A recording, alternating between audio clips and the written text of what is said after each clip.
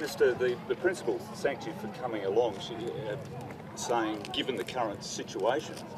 What do you think that referred to? Do you think it could have been leadership of the party? No, possibly she was thinking about my duties as Foreign Minister, the situation in Iraq, the situation in Syria, the fact that we have 2 Australian citizens on death row in Indonesia. I would think that the tasks facing the Foreign Minister of Australia are many and varied, and I'm sure that's what she was referring to. Have you told Malcolm Turnbull that you'd be happy to serve his... Malcolm Turnbull and I have not had that conversation. Do you have any advice for somebody that might be contemplating a spill motion? A spill motion? No, I don't have any advice to my colleagues because they are elected members of Parliament and they will take whatever action they see fit. But my overall message is this. We are a united team and we can achieve a great deal as a team. My message to the girls today was that I learned about teamwork and I learned about leadership and I learned about responsibility and work ethic and values and beliefs here at St Peter's. And so the message is teamwork actually enables you to achieve your goals, and that's what I hope my colleagues will focus on in the weeks, months ahead in the lead up to the next election. So you haven't had that conversation? Your message to the backbench is to pull your head in? My message to the backbench is focus on teamwork, focus on what we can achieve as a united, cohesive team. So you haven't had that conversation with Malcolm? I've not been informed that the position of deputy is up for a spill motion. They are separate leadership contests between the leader and the deputy, and I've not been informed that there's any challenge to the deputy's position. So until such time as I'm informed that, I continue focusing on what I'm doing. So you haven't had that conversation with... Said that on television, breakfast television. I'm standing right here, you can always ask me. You're welcome to ask me, Mike. This Christopher Pyne.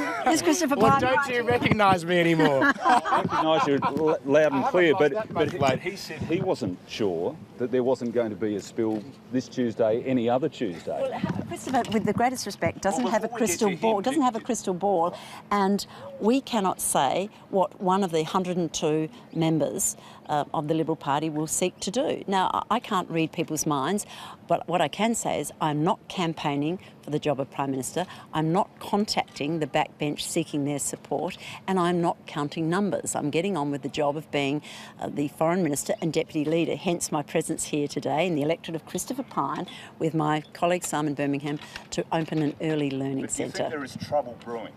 Mike, you've had a everyone pretty else can fair see run. It. Everyone else can see it. I can read the media and I read the reports, but my focus is on doing my job and ensuring that our team is able to focus on governing for the people of Australia. What I'm concerned about are the concerns of the Australian people. That's what I'm focusing on. So Tony Abbott's as safe as houses, is he?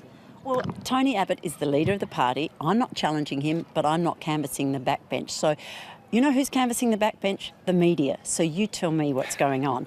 And you're the ones that's what we're trying to do. Well, you're in contact with the backbench and publishing anonymous Money sources.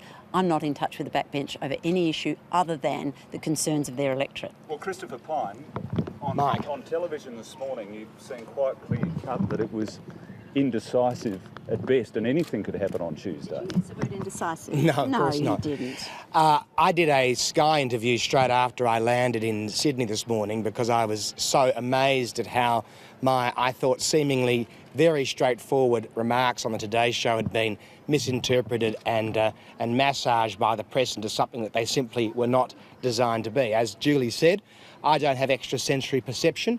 I was asked if I knew if there would be a spill motion moved on Tuesday. Of course I don't know what my colleagues may or may not do. But the fact remains, as I said on Sky, we are 100% behind Tony Abbott. The Cabinet unanimously supports him. He has their loyalty. We are getting on with the job, hopefully, of putting the interests of Australians first, dealing with childcare, small business, national security, making sure that people have the jobs of the future, that families are well looked after. That's our responsibility as a Cabinet, and that's exactly what we started doing again on Monday with the Prime Minister's National Press Club speech. Would Julie Bishop make a good leader? Julie Bishop makes an outstanding deputy leader, and I'm firmly of the view. Would she be a better leader than Tony Abbott? I'm firmly of the view that Julie She's not Bishop seeking should the job. remain as the deputy leader. She has made it perfectly clear that she's not challenging for the leadership, and I expect that she will remain in that job well into the future. No, I think you're all having far too Yeah, much fun. far You're too much enjoying fun. yourself. Can we just ask Simon Birmingham? I've got some serious work to Very do. quickly, what do you think? We haven't sought your opinion. None of us is Nostradamus, Mike, but we're all focused on supporting the Prime Minister to do his job, on Julie to do her job, on Christopher to do his job. We've all got a job to do. Let's get on with it.